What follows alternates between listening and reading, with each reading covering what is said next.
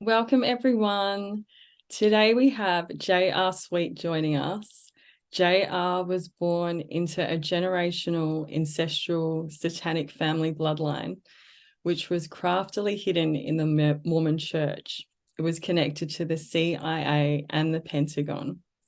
He has been remembering his true history since 2017 and has just been doing tremendous work of exposing the extent of mind control operations that continue till today through interviews, through his website, which JR describes as his living journal. I love that.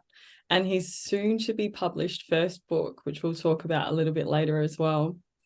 So JR found that there were many Satanists hiding in the Church of Latter-day Saints, serving what they considered to be the left-hand path of God. And JR writes about the vast trauma-based mind control programs that exist around the world on his website. And I wanted to share just a little snippet of this because I think it's such a brilliant summary of what we're going to talk about today.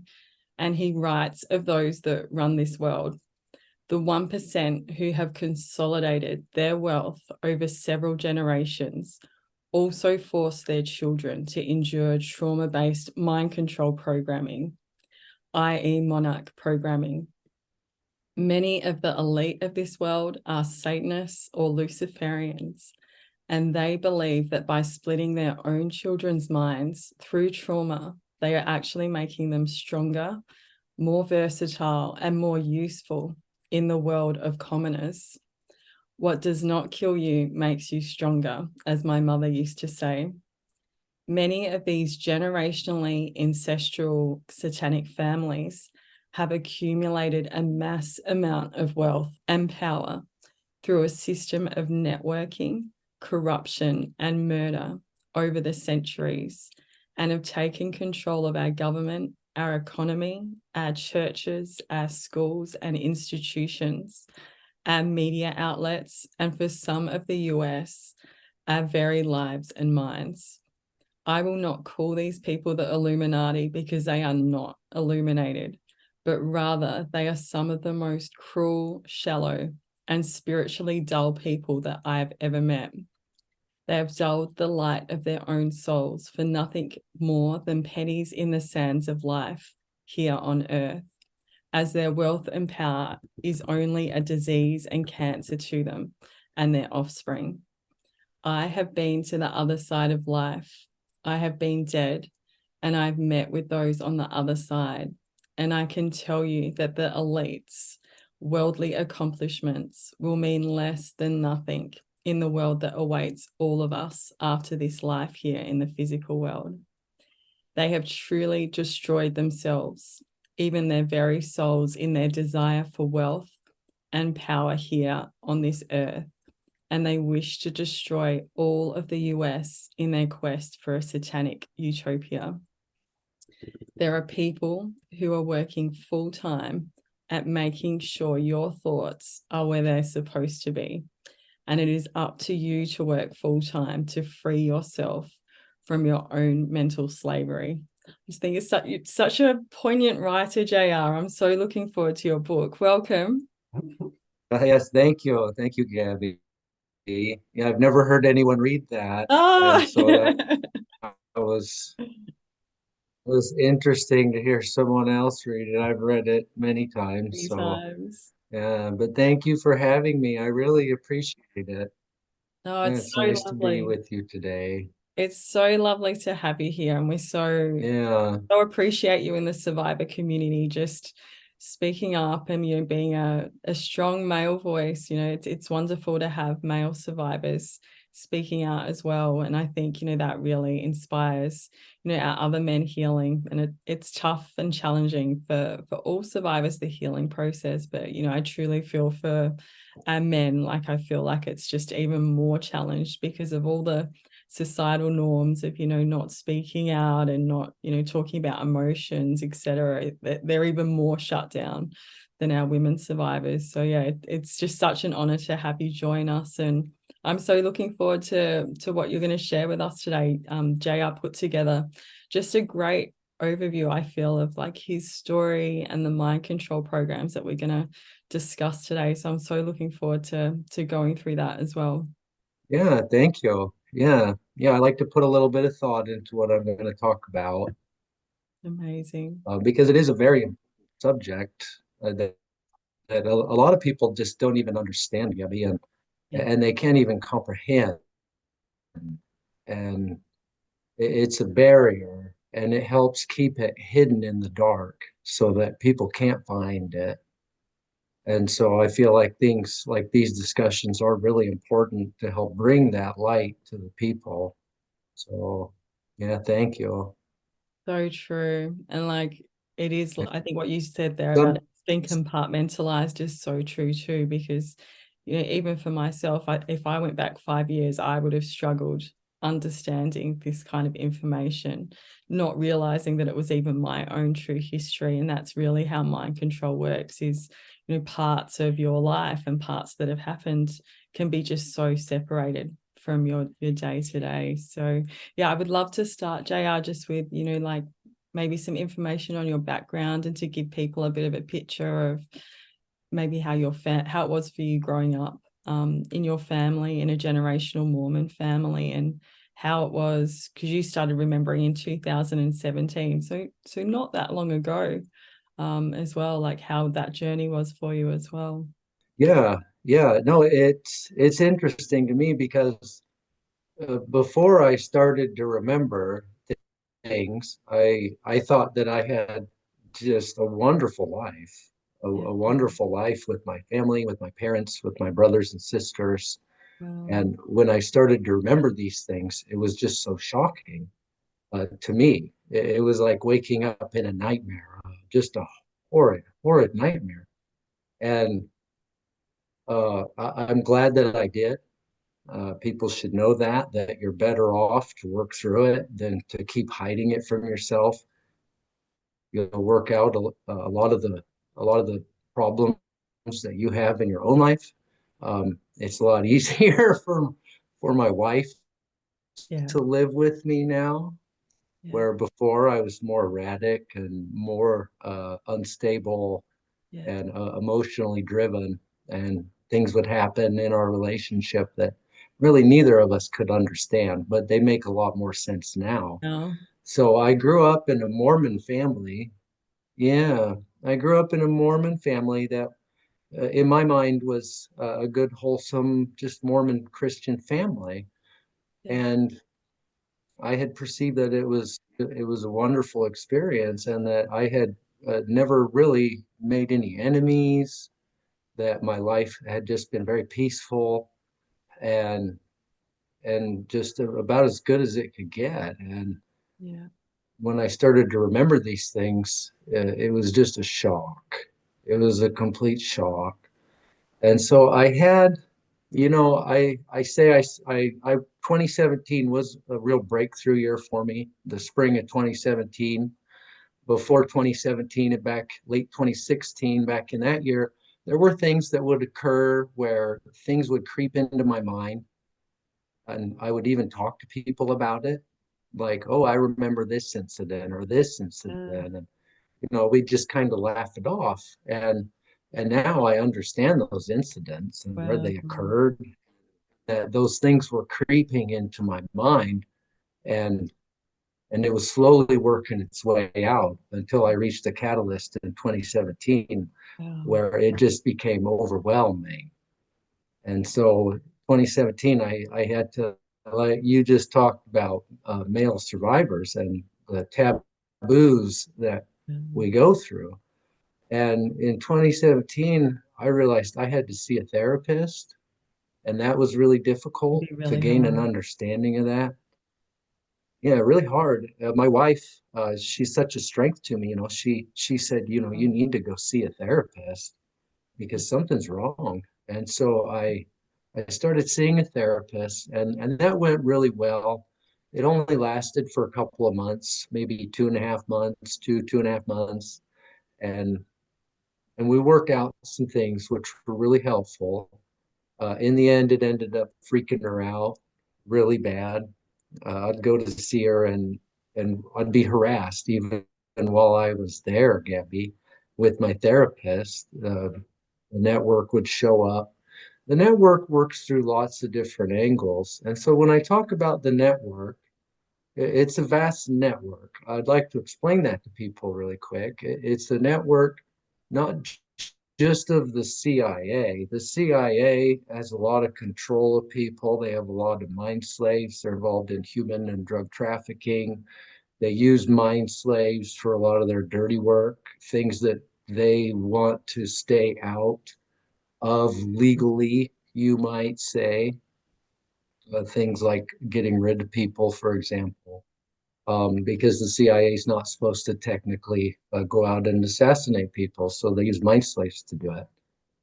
And so it was very difficult to go see a therapist, and it just scared her really bad with the harassments I faced. And so, Can I for ask, example, one JR, of the can I ask with your yeah. therapist, were you like the first mind control survivor that like did she understand at that stage ritual abuse and mind control? Or did you No, kind of just like blow her mind completely? yeah. Yeah, it just blew her mind, Gabby. She was a sweet older Christian lady, Oh, and she really specialized in helping people through hypnotism. yeah. And so I did have her hypnotize me.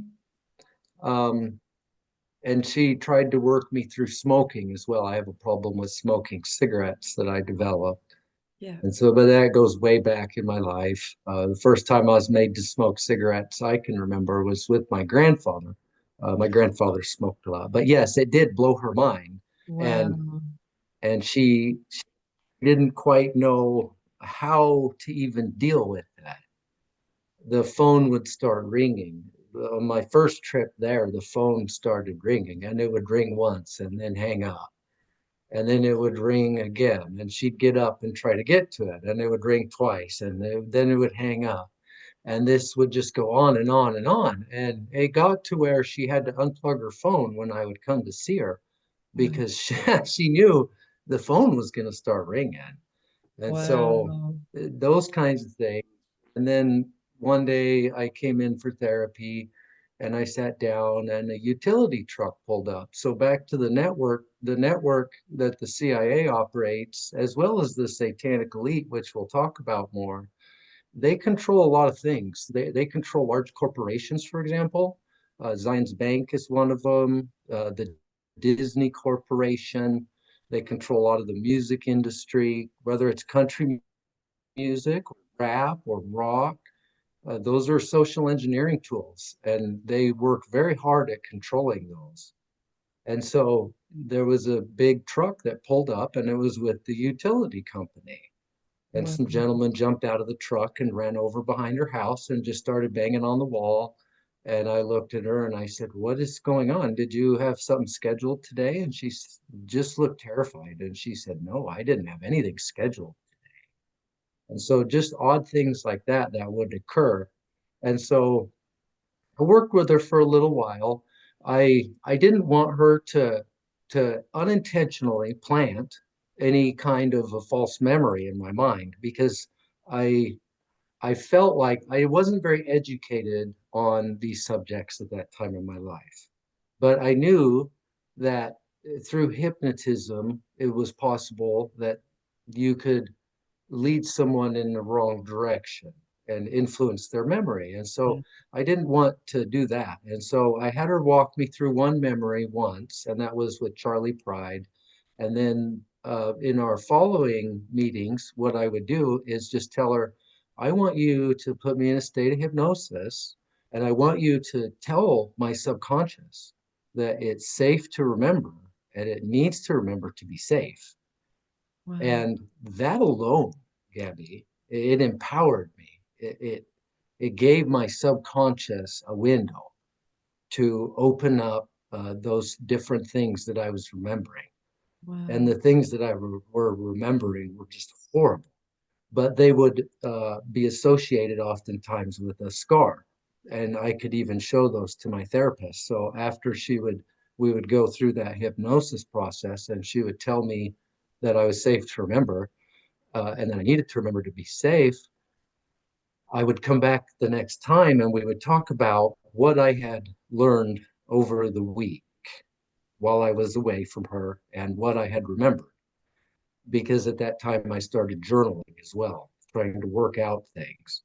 And I would just tell her what I had remembered. And a lot of times I was able to show her the scars associated with it. Wow. This is what happened to me. My uncle, a knife in my chest, for example, and made me memorize something. And I could show her the scar on my chest. And so these things really freaked her out. And she was older, and I just don't think that she was ready Yeah. to deal with those kinds of things. And so she was very polite, very nice older woman. And so I had to stop seeing her. And I was studying Kathy O'Brien at that time, gaining an understanding of these things. And um, I learned about um, how to journal these things out and Yeah. how to work through them. And I got her book, PTSD Time to So good. Heal. And so Kathy was a real help, and I will forever be grateful to her for how she helped give me the knowledge on how to heal myself. I get a lot of emails from folks asking me about support groups, asking me about how to deal with what they're going through, because there's a lot more people in the world that that suffer from satanic ritual abuse, as well as the Central Intelligence Agency's trauma-based mind control program. And I always reference you need to get PTSD Time to Heal. I'm not trying to promote Yeah. anything or anyone, but that book So is good. is a clear path, Yeah. yeah, on how to heal these things. And Yeah. so that's the path that I've been following. I don't get involved with groups. I have worked with some groups in the past. I've worked with some lawyers in the past on these issues, but it's very dangerous ground.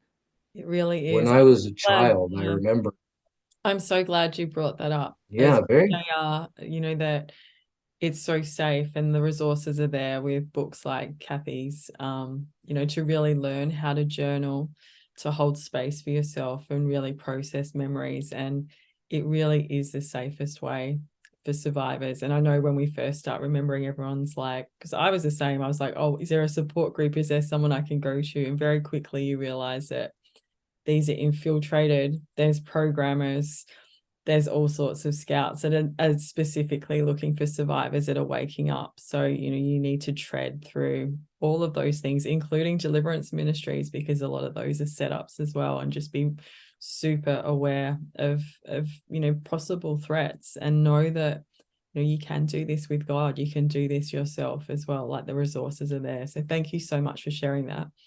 yeah, yeah, the resources are there.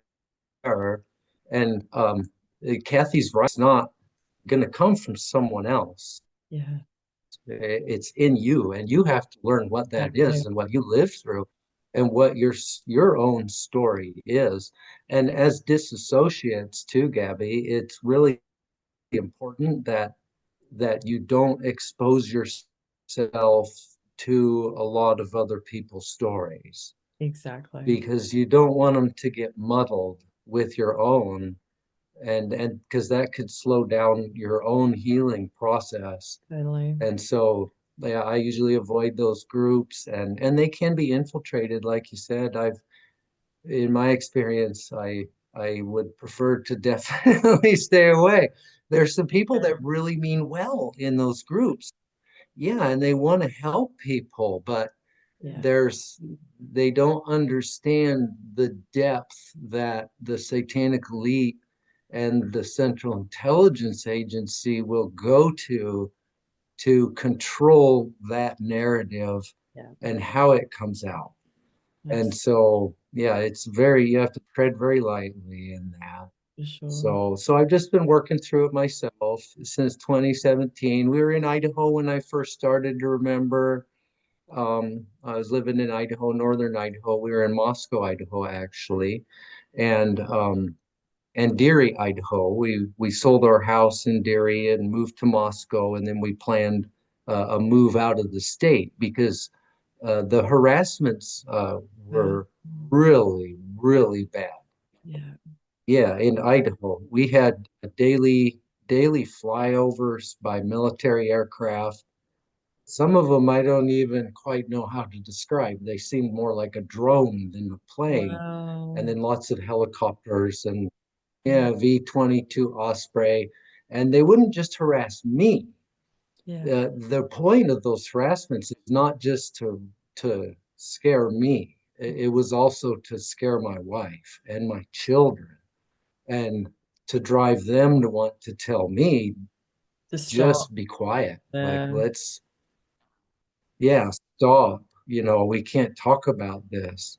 And Wow. so my wife is a very strong woman though, and Wow. very supportive, and she's a wonderful asset. And we had to leave Idaho. They tried to kill me there. They tried four different times that I can remember. And those are the times that I noticed. And Yeah. so it just got to where it was very dangerous. We'd have people on the ground. We had 12 acres there, and you could see people stop on the road down below our house, and they'd get out and they'd have binoculars and they'd be looking at us and the Wow. whole 9 yards.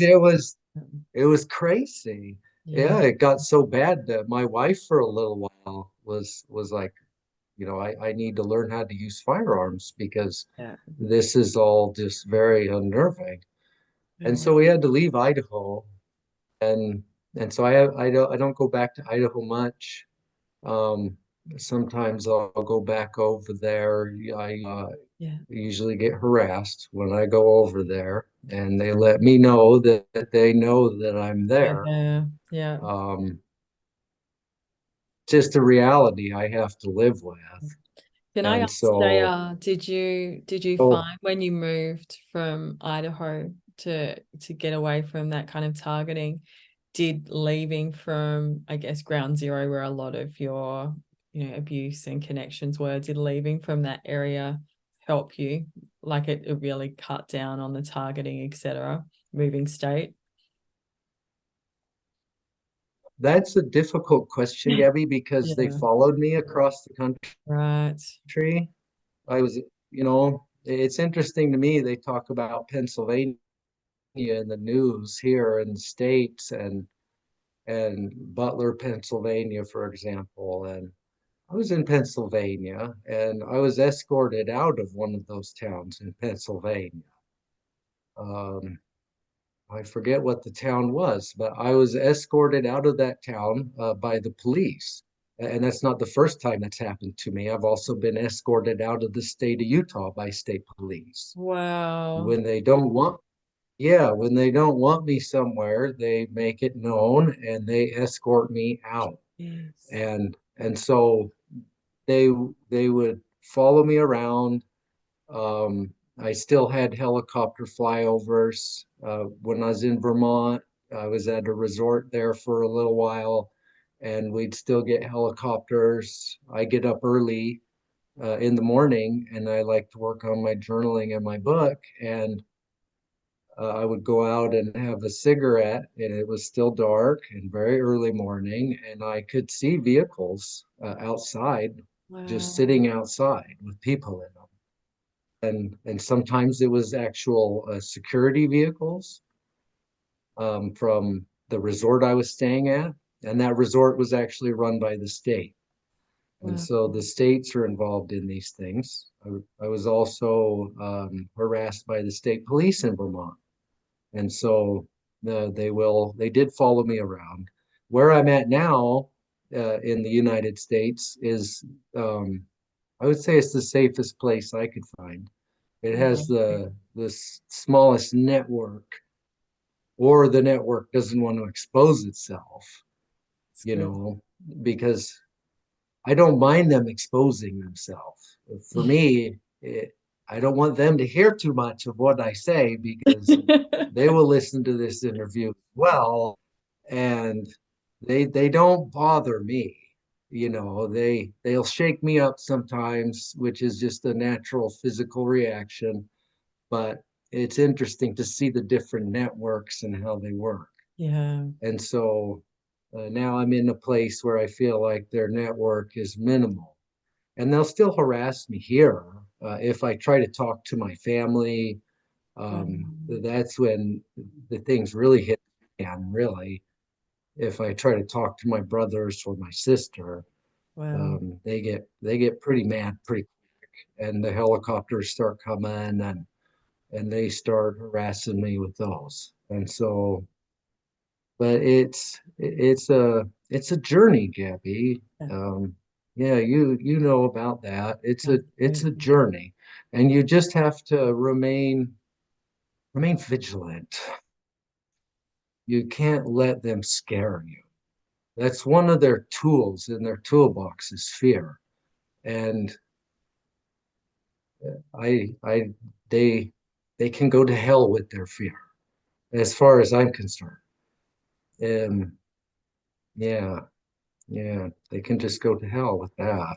Yeah. So And they really do use fear yeah, but my to stop family, survivors. They use a lot of these fear and threats to try and stop survivors from healing. So, it's so important to be aware of the threats, but also not to focus on that, to find, safety and peace really, just so you can do your healing, like regardless of what they're going to do. And, for me, a big part of that was just learning to trust God, learning to trust that, the world and my life is unfolding on his timetable. Like what they want to do is what they want to do, but what's happening is not what they want. So, yeah, yeah, that is very true. Yeah.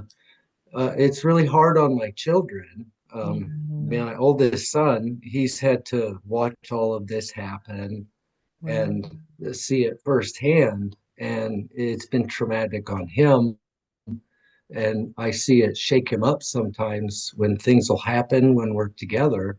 And I Yeah. have to tell him, you can't worry, Yeah. when it's your time, you'll go. Unless they're shooting, don't worry about it. Yeah, because that's just where you're at. It's like, Exactly. oh, whatever. Like, let them play their little game, but Yeah. I've got to go on living. So So true. yeah, yeah, it's definitely a challenge, but yeah, Yeah. it's something that we can all work through. So yeah. So I started to remember in 2017 these things and worked through them, Gabby. And then I moved away um, with all those harassments and stuff going on. And I've tried to talk to my family about it. I've tried to talk to lots of folks about it. I've written lots of letters, because when you first start to remember, you're like, oh my goodness, like who am I? What on earth has happened? And you feel like you're a part of something bigger than you are at that time because you were and you are a part of something bigger, but they try to silence you in that, and they will try to control your narrative and how you talk to people or who you talk to. And so it's up to you to make those decisions on how you deal with that. And I've tried to talk to my family, I've tried to talk to government officials, I've tried to talk to law enforcement.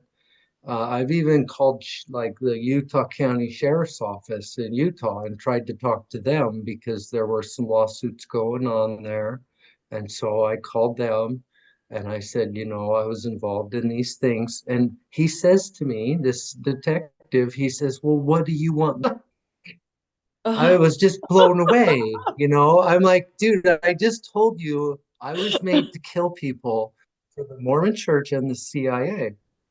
And all you have to say to me is, what do you want me to do about it? I said, you need to get me in contact with someone honest in the yeah. FBI.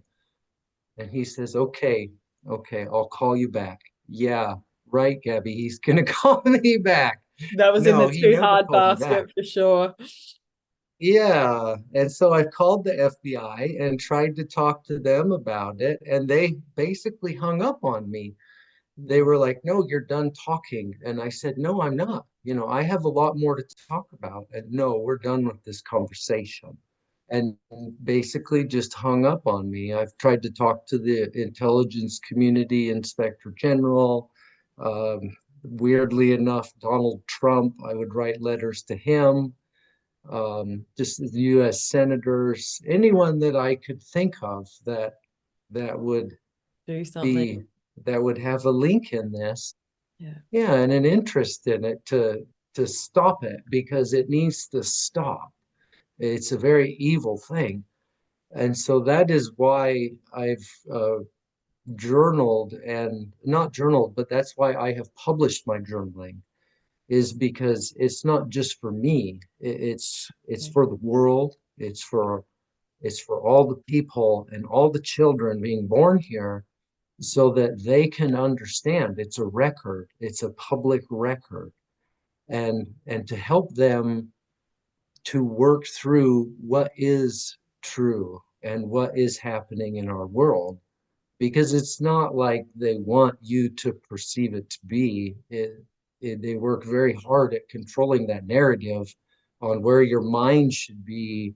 You should be watching football. You should be Mm. drinking beer. You should be doing what, buying a house, buying Mhm. cars, stuff. And that's not necessarily the case. You need shelter, you need food, but there may be more to the story than that. And so it's a public record. And so that has driven me in my pursuit, not for justice. For a while, I'm still mad. I won't deny that. Yeah. But I used to want justice, we'll call it justice. Yeah. Justice is God's. You mentioned when you read the introduction, and thank you for reading that. I have it in my programming with the Central Intelligence Agency. I have had my heart stopped. They Yeah. have a process where they can stop your heart. Yeah. And it used to be spies for the government would take a cyanide pill if they were discovered, and they would kill themselves. They don't need cyanide pills anymore because Monarch program spies will kill themselves. Their brain will stop their heart. And I went through that programming and they stopped my heart, and I died. And I was taken to what I refer to as the other side, um, where I was dead. I can remember floating out of my body. I remember the tunnel coming. I remember the finality, the feeling of complete finality, because I'd been driven out of my body before through Thank Monarch programming and through trauma and the horrors I had to endure. But to know at that moment I was dead was a moment of finality, and it really freaked me out. I perceived that even those people who had killed me below me needed to help me. They didn't understand what they'd just done. And I was pulled away in this tunnel of light. you. And I went to what I call the other side, and I was taken to a meadow. It was the most beautiful place imaginable. It's a place I call home. Yeah. It helps me deal with losses in my own life. I've lost friends, some of those friends in the project, Mm. and it it can break your heart, but at Yeah. the same time, I know where they're going. And so they went home. I went back to the place where we come from, where I came from, and it felt so familiar to me. The only thing I can call it is home, the most beautiful, harmonious place imaginable. And so another driver for me is, after remembering the things I've remembered, is that this life is short and I'm going to go back. Mm. I'm going to go back home when this life is over. And for them to try to use the fear of death for Yeah. someone who's been dead Yeah. and welcome. it's it makes them powerless. I agree. So yeah, we go back home, pass away. And so that's been another driver for me in revealing what I've remembered. I don't make money at this. My website is free. It costs me money. I have to pay for it. And I'm not a rich man. I would have been a rich man if I would have followed Yeah, the kept what quiet. the life path. Yeah, kept quiet. Yeah. And but that's just not right. So yeah, so I started working through all this, and there's some really bad stuff in there. I've tried talking to my family about it, and they still suffer from, I call it the spell. Yeah. There's a This stuff involves not just trauma, not just pushing someone to a disassociated state. This stuff involves black magic a lot. And Absolutely. that black magic is very dark. Yeah, and trauma-based mind control is about black magic. And I don't believe it started with the CIA back with Operation Paperclip and MK Ultra. It's been going on for a long Long time. The time. satanic family bloodlines have been doing this for a long time to their own children and to their own offspring. And so it's a very old practice. Yeah, I But agree. I don't want to The get too far off generational track. the generational families have been doing this for such a long time, going all the way back to Egypt, etc. And Yeah, the CIA kind of come along and made it like corporate. Do you know what I mean? Like it's like it became like an organized business using the state systems rather than these families doing it in their private rituals. It really become a business of creating mind control slaves. And God, it's just scary to think how many sleepers are out there in our communities right now. Like it's just huge. So again, why it's so important, yeah, these kind of conversations, because this could be going to someone that doesn't even know that this is their history and begin to start healing them and getting them out of that position as well. So that's why we do it. But yeah, I would love to just hear a bit yeah, your family history, just so like our community can just kind of understand, because I know it was a Mormon generational family, but you had all these links to the CIA, to the Pentagon, and yeah, some people would find that really surprising. yeah. What, the Mormons are linked to this? But it seems to be that they really are. Yeah, they are very deeply in bed uh, together. The CIA, the Mormons, and Satanists, yeah, Satanism. In my own personal life, my family, they always brag about, growing up, they would always brag about how we were related to King Henry VIII, that right, we are part of that bloodline.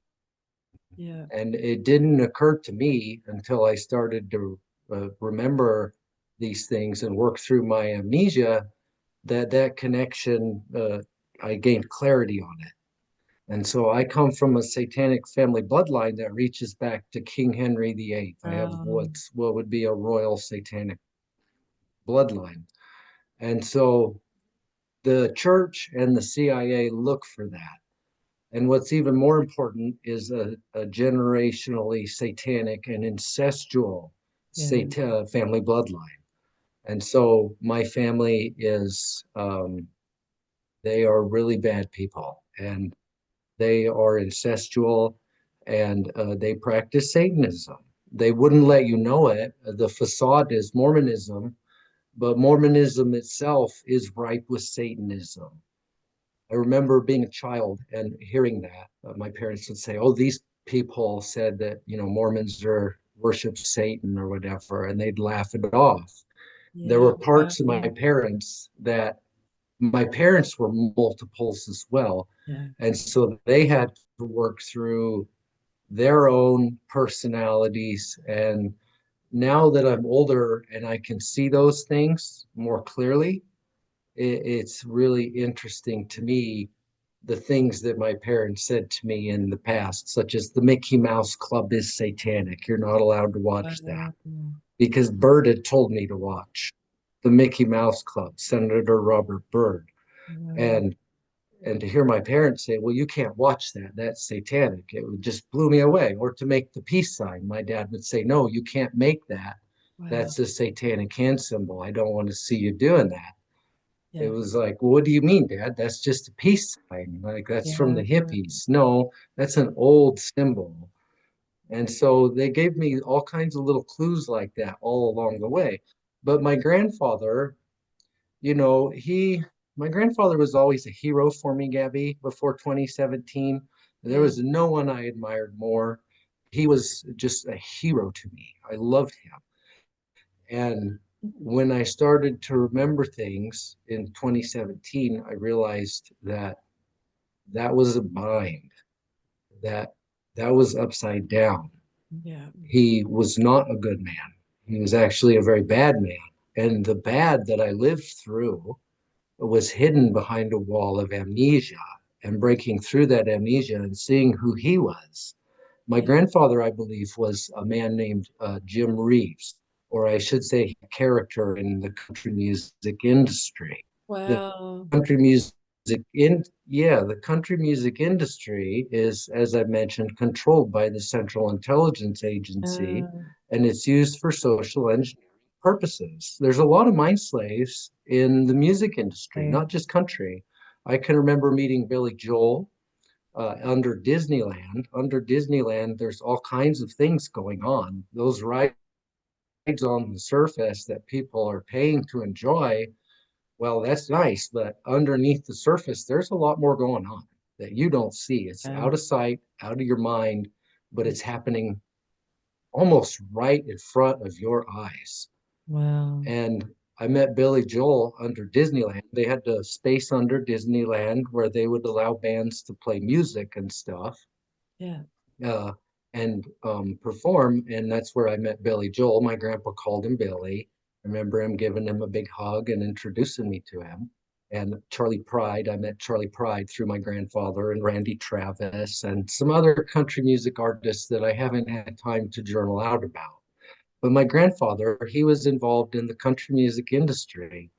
And growing up, it makes a lot of sense to me now because he was always singing, my grandfather, and playing music.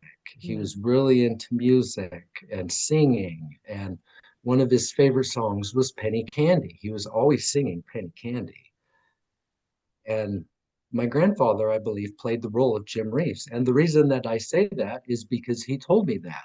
Him and Senator Byrd. I was taken to the Jim Reeves Memorial. It's down in Texas. I want to say it's near Tyler, a town called Tyler. And I was taken there.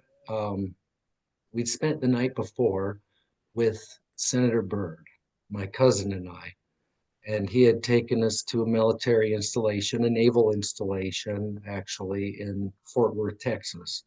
And he had put us through some very bad things. And I believe that he chipped us there. Wow. And it was very strange. It was a facility right there on the base where military personnel weren't allowed to go. They weren't authorized to go. Yeah. And they had a room set up for programming. And they also had an apartment in that space where the programmers could stay and feel at home while they worked on programming whoever it was that they had there. And so I was taken to Fort Worth by Byrd the night before. And then the next day we went to the Jim Reeves Memorial. And you couldn't remember any of those things from the night before Yeah. when the next day came. It was all blocked behind a wall of amnesia. I haven't done a very good job of explaining to people what MK Ultra even is as we've gotten this far. And so there's a lot that goes on in MK Ultra. And just to digress a little bit, Gabby, do you mind if we Please digress do. just a No, I little would bit? love you to. Yeah. Yeah, because MK Ultra is the production of sleepers, essentially, and human bioprogrammed individuals, people who are programmed through trauma and disassociation. And so you have, for me, I was abused from the time that I was born. As I mentioned, my family was a incestual satanic family bloodline, and they were very evil and they were very hard on us. And we were abused sexually as far back as I can remember. Sexual abuse was a part of our lives. We were used in child pornography. My grandfather would make a lot of money on the side doing child pornography and filming that. And my uncle, who became my CIA handler as soon as I was selected for the project, would also be involved with that filming and my abuse. And my father was a key component of that abuse. And so MK Ultra and trauma-based mind control, what the CIA is doing in a nutshell is taking children who come from generationally abusive satanic families, and they are building on top of the abuse that has already been performed on those children. That's what they're interested in. Right. It's a really strange dynamic, Gabby, as I understand it. It's like you take a child, they're born into that family essentially grooms them to sell them as a slave Yeah, to be used in the project, it's awful. in the CIA's trauma-based mind control program. And so I was abused horrifically by my family until I reached the age of 5. It didn't stop there, but that is when I was tested by Alex Houston at my grandparents' home for my ability to disassociate. The Wow. purpose of the trauma and the child abuse is to cause, as I understand it, disassociation of the human mind. Something that I have learned through my experience is that the body, the mind are connected, the brain and the body. Then you have your spirit. Mm. Inside of your spirit is your soul. They are able to abuse that body and manipulate that mind in conjunction by causing that disassociation. When you disassociate, you essentially, it's a natural response to trauma where you need to escape mentally from a really, really bad situation. It opens a Right. gap in the Yeah. mind. And that's where the CIA wants to step in, and the satanic elite as well, for human bioprogramming, or also referred to as monarch programming. That is what they want, is that window. And they build off of what are referred to as multiple personalities, because they're able to build multiple personalities in that mind, that natural mind, through that disassociation. So they are taking children. It's the same as if you had a dog and you raised a dog abusively and you abused it and you beat it and you taught it to do certain things when you said certain things or made certain actions. It's essentially a very similar concept, only you're doing it with children. And Humans. so they take these children and they abuse the Jesus out of them, and then they sell them to the CIA, and then the CIA continues the abuse. The CIA has not only taken it to another level, trauma-based mind control, they've also made it more scientific. They really have a lot of money, a lot of bankroll, Yeah. and they've taken it to a whole different scientific level, I would want to call it. And so then you're put into the project. So I was selected for the project by Alex Houston. And in the project, they're raising you and programming you for different things. You have people who are being programmed to be in pornography, child pornography. You have people that are being programmed to go into Hollywood. You have people that are being programmed to go into the music industry or politics. Or in my case, I was being programmed to not only be involved with pornography and the blackmailing of other elite individuals through sexual items, but also for assassinations and murder. And so I was used extensively in child porn and in assassinations. Yeah. That's what I was used for by the CIA. And so that is what MK Ultra is doing, is it's making people from birth, they are acquiring children who have been groomed by their family or their handlers to the point of complete disassociation. And then they are point as a young child and Mm. enhancing it and building off of that Right. disassociation. Um, In that, you have all the family bloodlines, the satanic family bloodlines that are vying for power in the world. And they can gain more power if their children are sold to the CIA and used by the CIA. That gives their family elevated power in the network yeah. because they're more useful for the network, whether for drug smuggling or social engineering or getting rid of people. And so that is, do you feel like that described that very well? Yeah, that was a Did I great miss summary. anything Thank there? you so much for going over that. And just wanted to ask as well, you mentioned that you were put through a dissociation test. And obviously, like for the CIA Yeah. programs, they want children that are highly programmable, which is why they're going for generational children, because there's generation after generation of incest, of abuse. So those minds are very able to dissociate. Like, just dissociation becomes, a trait that's passed down these families as well. So when they tested you, because you were only 5 then, I would love to hear, if you'd like to share like what the test was, because like once you know what one of these tests are, I think we can all potentially spot when that's happens, like in schools, kindergartens, because there's a lot of places where people are scouting and looking for children as well. So yeah, I would love for you to share like what the dissociation test was it Houston?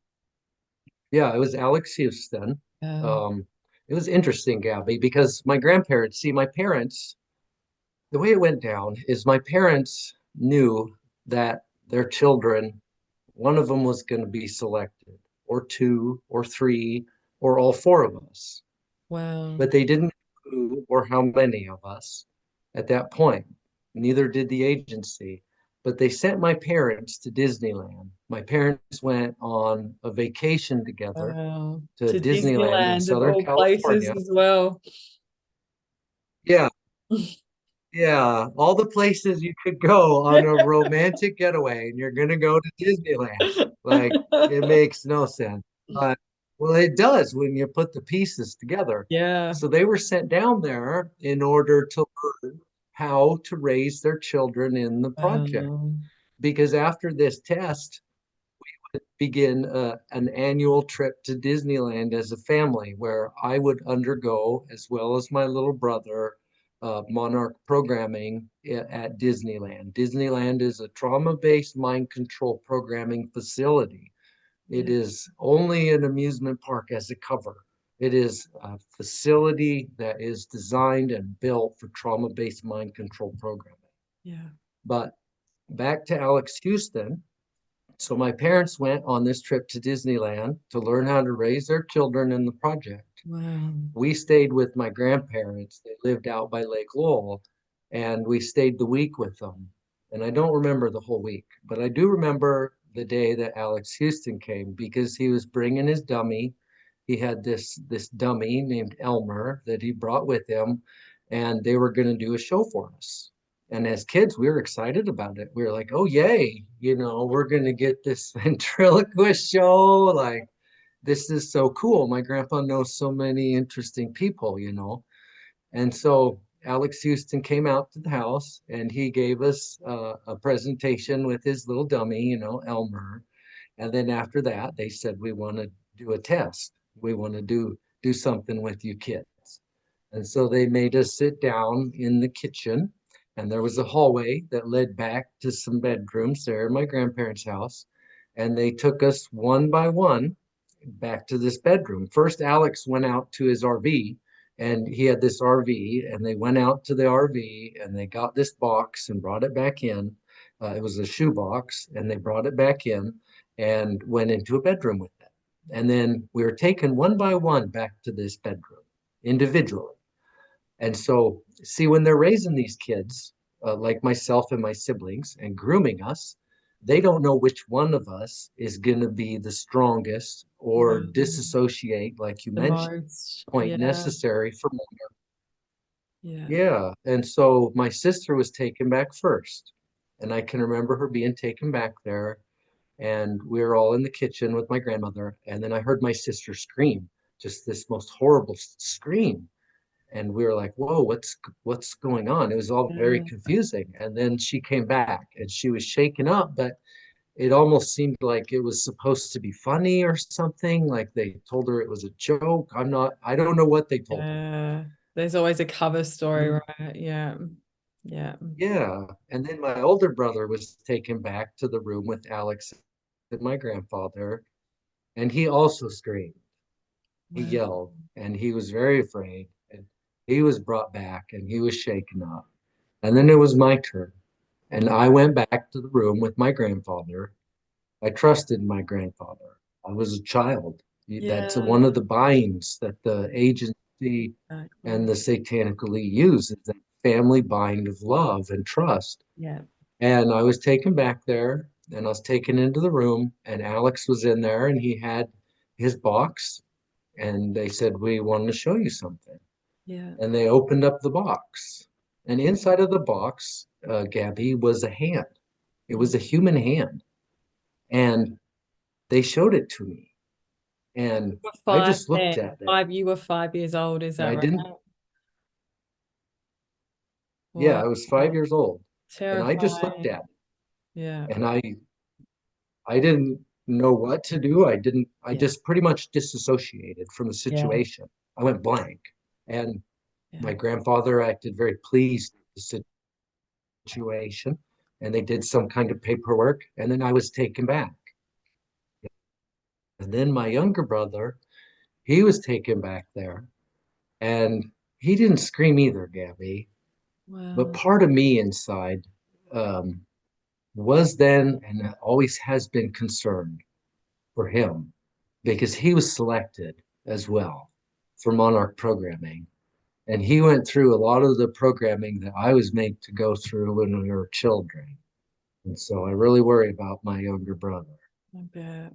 Uh, that just is what it is. It's a very dangerous situation. And so we were both selected, and that was how they selected us, is they had to test our levels of disassociation.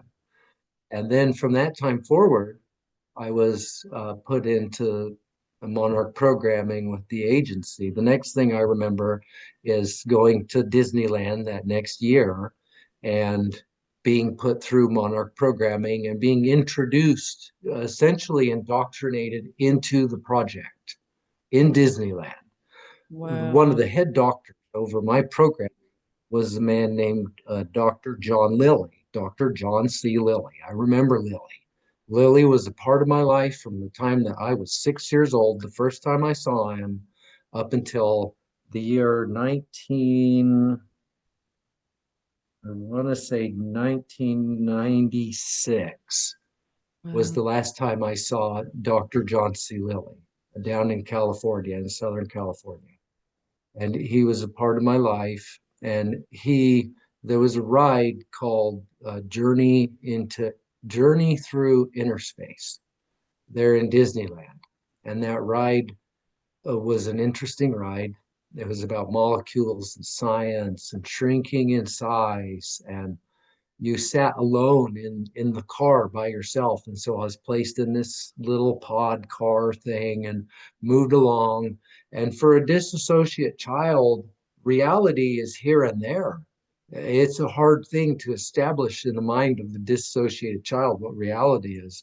And so that ride moved me through some different, I would say, personalities in my own mind and different states. And then the ride all of a sudden broke down.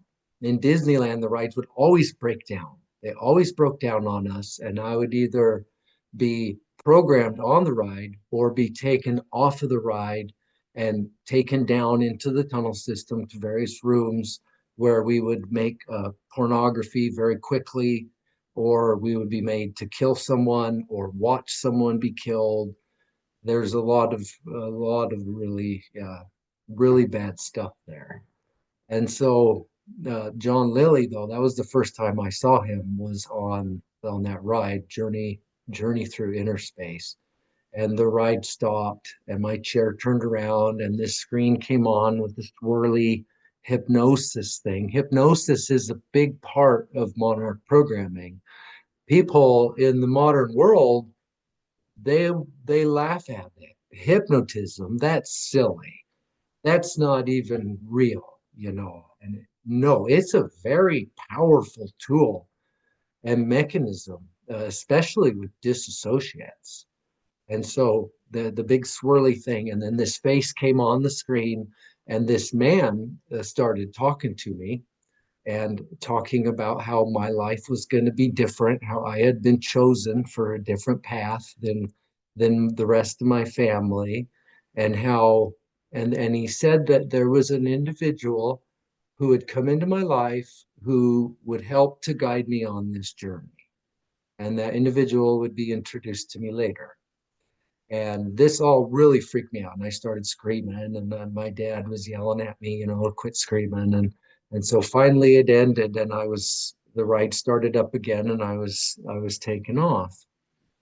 And then later on, though, to continue that story, if you don't mind, later on that evening, that day, we went back to our hotel, and it was a really hot day there in Southern California, and we had a hotel with a swimming pool.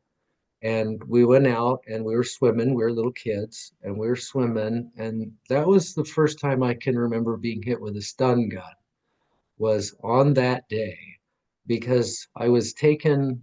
My mom she didn't swim much, my mother. She wouldn't ride the rides at Disneyland with us. And she didn't want to go swimming. And so she was in the hotel room, and she came out to get my father to tell him something. And my father got me and my little brother and told us we had to go with him. We had to go inside. We were the youngest. And so we figured, well, we're not old enough to be in the pool without an adult. And my older brother and sister stayed in the pool. We were brought inside, and my mom was talking about how my grandpa was outside with somebody. And so we were taken out of the hotel to the front of the hotel with my father, and my grandfather was out there, and he was with this man. And this man was this U.S. senator, a United States senator, and his name was Robert Byrd. And Robert Byrd was involved in my life. That's the first time I believe that I can remember ever meeting Robert Byrd. And he talked to us, and he told us how special we were and how we were in this special program.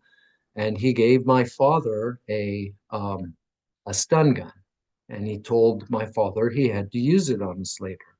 Well, we were little kids, and we had no idea even what a stun gun was. And so my dad, he put it away in his pocket or whatever, and we talked to Byrd and to my grandfather a little bit. And they were in this nice fancy car, this black car, and they were suits, and it was so hot. I remember being a little kid and being just thinking, how can you be in a suit? Like, it is so scorching hot. But Bert and my grandpa were obsessed with their suits. They always wanted to wear a suit. I don't get it. But It's like the Men in so, Black and my idea, isn't it? grandfather was, Like the Men in Black kind of yeah, look. yeah, Yeah. yeah. The Mormons especially fit into that Mm. category very easily. Is it a Yeah. spook or is it a Mormon? You know, Yeah. they might be one and the Wow. same who you're talking Wow. to. Yeah, you got to be careful. Yeah. Yeah. And so Bird gave my grandpa or my father a stun gun, and then they left, and we went back inside. And my father, he hit us with that stun gun. He took me Oh, into the bathroom first, the bathroom of the hotel. He told my mom to go outside and watch my older brother and sister, and then we had to select where it was on our bodies that they were going to use that taser on us. So we've talked about what MK Ultra is and trauma-based mind control programming. And what the premise of it is, the premise of it is to create disassociates. Well, it's not only to create a dissociate. The reason you want a dissociate that is a multiple with multiple personalities is you're able to program those multiple personalities. You're able to apply trauma, build on that personality alone what you want that personality to be and what you want that personality to do. You also want, so now you have an individual Yeah. who can do a lot of different things because there are multiple. They might be this really nice guy 99% of the time who's going to come to your house, he's going to remodel Yeah. it, and he does an excellent job. Well, the next personality might be this womanizing, horrid guy who does not mind killing people and actually finds mercy in how he does it. And that is a description of some of my own personal personalities. And so they build on those personalities, and those personalities, they're able to compartmentalize. You mentioned compartmentalization earlier. They compartmentalize that personality and what that personality lived through, much like if you had a computer and you took a folder on your computer and you hid it. You hid it somewhere on your Okay. computer, Yeah. and you only knew how to find it if you clicked in a certain place on your computer in order to follow the pathway to that specific file and folder on your system. And so you have an individual with all these different files in their brain of different personalities that have all been compartmentalized as individual units that you can access when you trigger them with a keyword. Some of my triggers in my past were fellatio, that is the performing of oral sex on a man. And so I was made to do that a lot by my handlers. Yeah. And that was one trigger, as well as going over the rainbow. That's a very common one in the Yeah. project. Yeah. And so they use those triggers in order to trigger those different personalities. And they'll make different personalities to cover up even the personalities that they don't want anyone, including you, to ever find. Yeah. Personalities that will distract you. For example, when you get too close in your mind to the truth or to another personality, they have other personality systems that are built in to say, no, let's just go ride a bike. Let's just go play a video game. Distraction. Let's just go work. Yeah. Yeah, exactly. And then on top of that, they build amnesic walls around those personalities. And the stun gun, the reason Bert had given my father a stun gun and we had selected on my body where they would use that for the rest of my life, which is on my right Wow. thigh. The one And spot for the yeah, that whole time. Oh, one spot. oh, It would only, the only time I can remember it being wrong is sometimes they would screw up. Even Bert screwed up once, and he hit me on the left thigh. And so my right thigh is where I would be hit because you could cover it up with your shorts, but it was easy to access. You either had to drop your pants or lift your shorts, and it was easy to access. And it was somewhere on the body where no one would ever see it. yeah, yeah. And my mother, she thought that it was a birth. Wow. And I'm like, dude, how? No, it's not a birthmark. It's not. It is a stun gun scar. And so we had to select that. The stun gun is used in conjunction with hypnosis. Hypnosis is used to create amnesic blocks in the slave's mind. We're going to call them mind slaves. I am what is referred to as a mind slave, a trauma-based mind slave. And they would use the stun gun to shock the living tar out of your system because our bodies are composed of electrical systems. They would Mhm. hit you with that stun gun, But before I would be hit by that stun gun, they would hypnotize me. Yeah. They would use the power of hypnosis, which the agency and the satanic elite are very aware of the power of hypnosis, especially on dissociates. And so they would hypnotize me, and then they would use the trauma. So trauma itself, you probably already know this, Gabby. Trauma itself will compartmentalize memory. Yeah. There's a lot of folks out there, you could take war veterans as an example. They might go through some very traumatic experience in a combat zone. They won't even remember because it was so horrible and so awful that they disassociated. Disassociation is not always a bad thing. It's something that the satanic elite and the CIA have learned to use. It's a natural mechanism to help keep us alive in horrible, traumatic situations. It's a gift by God, essentially, that they have twisted and turned upside down and used against us. And so they will use trauma. The trauma itself compartmentalizes the memory. Then they would hit me with hypnosis and tell me to remember to forget those events and to forgive and Wow. So they forget would the those events. hypnosis after the trauma. That's so interesting. Yep, Wow. after the trauma. And then they would hit you with the taser or the stun gun. I've gotten the term stun gun and taser misconstrued before, so I apologize, but it was a stun gun. Yeah. And then they would hit you with that volume of electricity.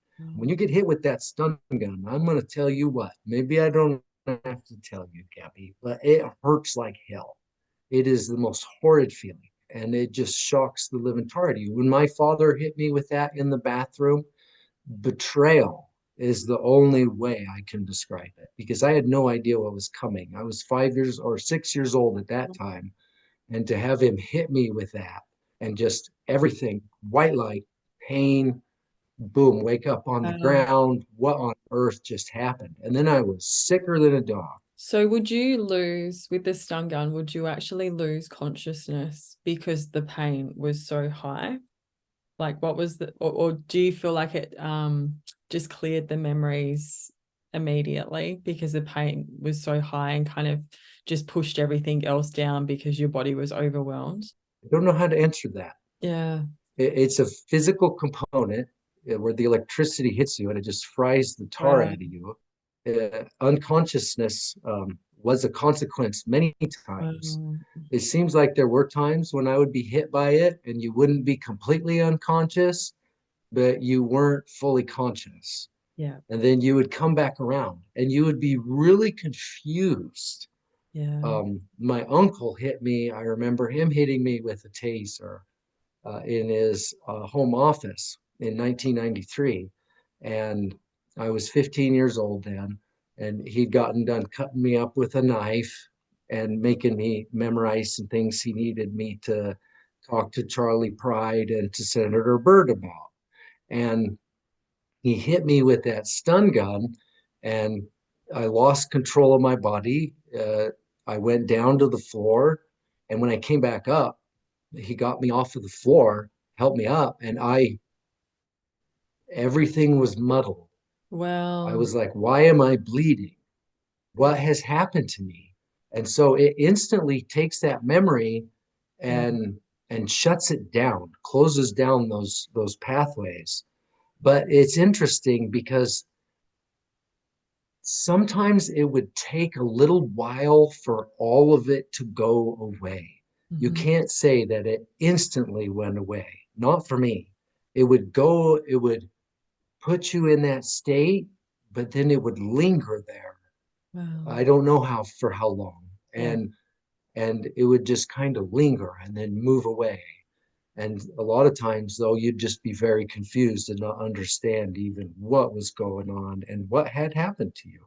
Yeah. So, Wow. yeah. Like you said, there's also So as that's well as part of the, the yeah, pain, there's also the emotional pain of, the betrayal because they're using an attachment bond, with your father or with someone else that you trust, and that person's hurting you. So, it just would be such like you said, confusion to really push those memories down. yeah, Mm. very confusing. Yeah. And so that's how my family was, though. And so my grandfather, he worked with Bird a lot in his past, and they worked together. I can remember my grandpa and Bird sitting around talking when we Um, were in Texas. That night I was taken out to Fort Worth, Texas, to the naval base. My grandpa and my grandmother and Bird and his wife, they came to our hotel. We were right there in Dallas, and Bird was staying in Dallas. And they just sat and talked. I don't even know for how long. And I can remember them talking about how they had used funds and the different facilities they had built and everything that they had done. They acted like it was this great accomplishment, like they'd done these wonderful things. wow. And it just blows my mind. These people are they're Was very messed up in the head. yeah. And so Yeah, was Senator Byrd yeah. your main So programmer? Like, was he the one that you were sort of sold to within the projects, Senator Byrd? yeah, Senator Robert Byrd is who purchased me for the CIA, was Senator Robert, and that was in 1993 when I was purchased by Byrd. So when I first met him back in '84 at Southern California, after we'd been to Disneyland that day, and I'd been indoctrinated into the project, um, and Byrd met with us. We would go to Disneyland. I don't even know how many times I've been there. I Really? couldn't tell you. Yeah, and we Uh, would be put through programming on various rides, Alice in Wonderland, um, Peter Pan ride was a big one, the Wild Toad ride, and each one of them had its own theme. And when you'd be taken off of that ride, Gabby, you'd be taken down into the tunnel system, and it was always theme based. So my grandfather was often there, and he would wear a costume such as the Mad Hatter or Captain Hook or whatever character they wanted him to play. And then I can remember when he went on a mission for the church and he wasn't around, my uncle Gail Pooley, who became my CIA quote handler, he would play that role. I can remember him playing that role when my grandfather was away. And so he would fly down to Southern California from wherever he was, and he would play that role for that programming session. Now, by 1993, I started to get older, and my programming there, we could say that they were done programming me in Disneyland. I witnessed a lot of things there.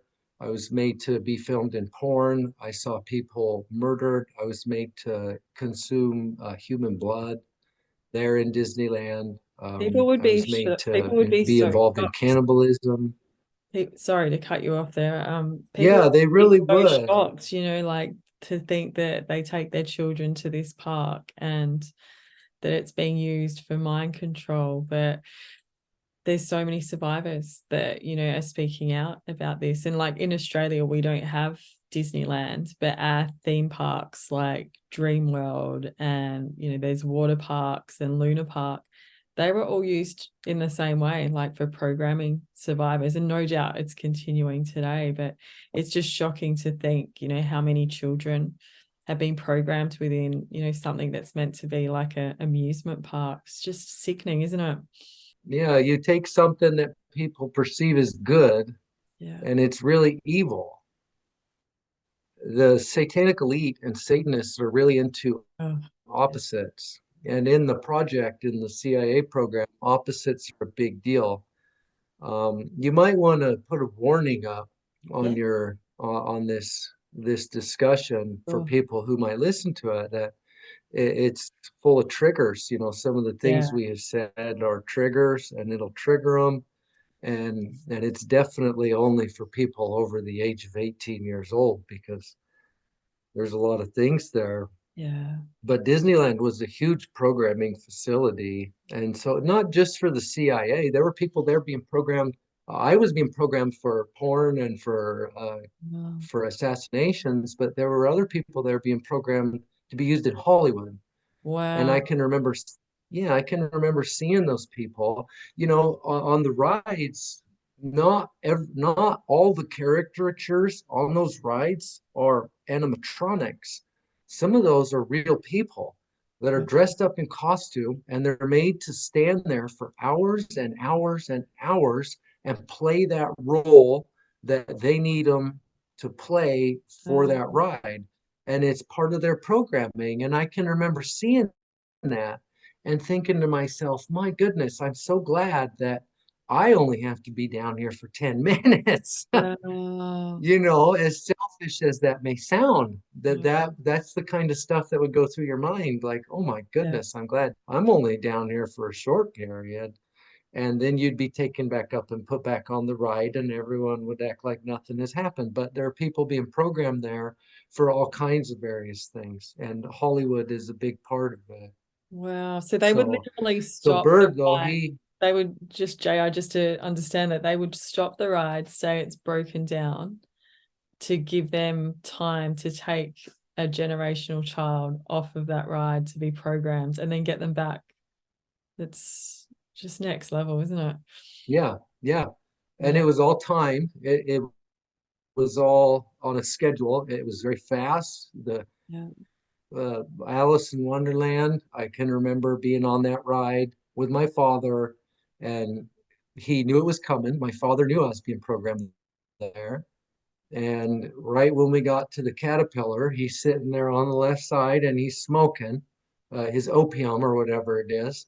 And Alice, she's on the opposite side on the right, and the ride broke down just before that, and then it slowly started to creep forward through the flowers, and then we got to that spot and it stopped, and there was Alice, the figure, but then there was a real girl that was playing the Oh, role of Alice for my Monarch programming. There wow. was always a girl that was there who was Alice that was playing that role.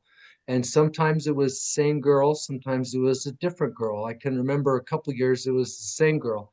And then something really bad happened to that girl that, No, no. yeah, they do I'm awful things there. sorry. And Yeah. so yeah, and then I was taken off of that. Alice said to me, "Am I not more beautiful than this figure?" And the correct response was, "Well, of course you are." And they were working on my not only my womanizing personality, Yeah. but my ability to take cues and to follow a set process and program. And then they took me off the ride, and me and Alice, we just took hands and we just walked right through the it's a set. Disneyland's a set. Once you get Yeah. behind those things in the ride, it's just like a sheet of metal that, the other side of it that's on the right side is beautiful. It's this beautiful flower, Yeah. but on the back side there's like supports and no color. It's just this prop. And I got to see all that. And then we just went through a door into the tunnel system, and we actually went down. So Alice, she was a mind slave as well, and she was supposed to bring me to my grandfather. There Wow. was this place under the Matterhorn ride and under the Alice in Wonderland ride where they had what I call the family lair. That's what I refer to it as, because I'd go meet my family there a lot. And it was Wow. a control center where there were TVs and computers all set up. And I can remember being there and my grandpa showing me all of his slaves that he was in charge of controlling around the world, and seeing different people around the world where they were being watched without even being aware of it. They watched their Wow. slaves all the time. And And so this was Alice back took in me there, but this there were was the different ways 80s, to get right? into the I was going to say, JR, this was the 80s, right? So imagine like where that technology is today. today. Yeah. Yeah. Yeah, it's Wow. crazy. Yeah, I find it disturbing in my own life, but Yeah. yeah. So then I was taken down to see my grandfather, and me and Alice were put through some bad things, and then she took me back up. But you'd be taken down there and you'd be put through, either you'd be made to make porn, um, or you would be made to kill somebody. I can remember killing people. I can remember being made to watch people be killed from a very young age. age, and they wouldn't always just use Disney characters. I can remember Big Bird because Bird was big into Big Bird, Big Bird in a white room and just blood everywhere and kids and yeah, it's just horrible, horrible things, So what they're doing. evil. And they're also doing human trafficking through those places because they have to bring children in. Here in America, people talk about, well, there's 300 plus, thousand plus missing migrant children. Yeah. And in my mind, I'm like, well, where do you think they went? Hmm. Who do you think the biggest human trafficker in the world is? It's the CIA. It's the Satanic League. They're the ones trafficking people because they need them. They need them for trauma-based mind control programming. For the chosen, I'm what's called the chosen one. For us chosen, they need people that they can kill in front of us or make us kill. And that is what they use is they use disposable people. They use disposable children, people who are not easy to track. And that happened more than once in my life when I was made to play the most dangerous game in Oklahoma back in 93.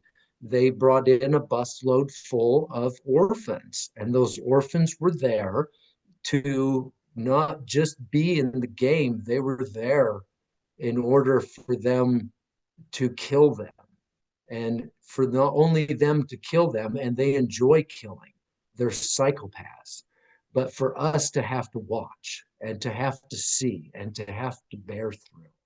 They're awful people. And so there's a lot of human trafficking that's going on. And I saw people that were in cages under Disneyland and that were held there. And they were for them using for Monarch programming. They would kill them. There was one little girl there were often people who would be dressed in costumes. You'd be taken down there and be made to make porn, for example, in front of everyone. And there were always these groups of children that would be dressed in costumes or individuals in weird costumes. It might be something where there are like these furry red suits or whatever. And I can remember one time um, there was a child that my grandfather said, "Well, you're not supposed to be here," and he ripped her mask off of her costume and exposed her. "You're not supposed to be here. What are you doing here?" And then he just killed her right there in front of all of us. And it's a nightmare what they will do. And they're trying really hard to push you into those dissociative states. And so there's a lot of human trafficking that goes on with it as well. So, so I went through a lot of programming and Bird, I went through programming up until I was 15 in 93 at Disneyland and at home and at various places. There's a lot of things that I haven't put in my online journal or in my book that I'm still working through from those time periods. And Bird finally purchased me, you could say, for use by the Central Intelligence Agency as a trauma-based mind slave in 93, the summer of 1993. I can remember when that happened because my little brother and I were both up for auction, you might say, to the agency. And my parents had decided to sell me to the agency, but not my younger brother. They did not sell my younger brother. They sold me, but not him. And this was a choice that they made, that they decided to do. And my uncle told Wow. me about. Do you know what Yeah, they're thinking, what the reasoning was behind selling one of you and not the other at all, JR, or that's still a mystery? I can't explain that, Gabby. Yeah, I can't. Yeah, I know that I was sold and he was not.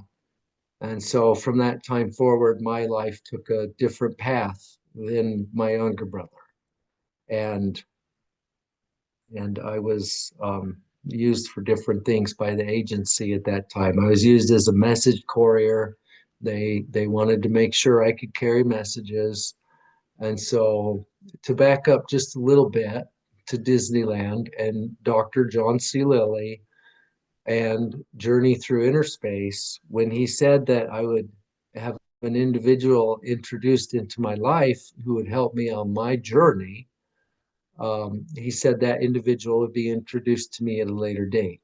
That individual was introduced to me at a later date. It was probably 6 months or so later, and it was my uncle Gail Pooley. He's an individual who puts on a mask of goodness, that he's a good individual. He's reached elevation in the Mormon church, been a Mormon bishop, held different positions there, reached economic success, as we call it in this world. And he was introduced as my handler. I can remember that night. I remember staying at my uncle's house because we were good friends with my younger cousin, me and my younger brother and my younger cousin. We were tight. We were like the three amigos, but we were all three being Monarch programmed together. And so he brought us all downstairs in the middle of the night. He made us film porn for him, and he hit us with tasers that night. But he also talked to us about how he was the one who Lily had talked about. He was going to be the one that was going to help us through our journey. And so that was my uncle Gail Pooley. So when he was involved in my life for years and years.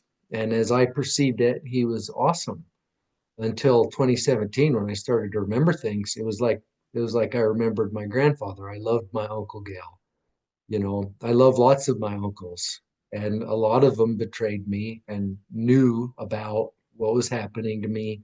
They may not have known all of it, but they knew enough that they should have put a stop to it.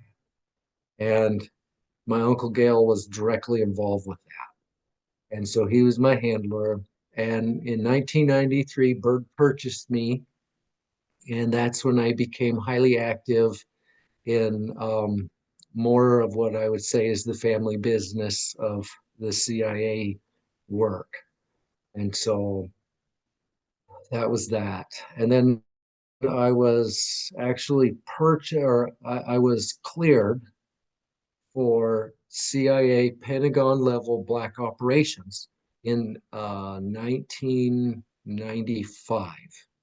1995, I was cleared for Pentagon level black ops. I was 17 years old and I was too young to be cleared, but they wanted to push me through.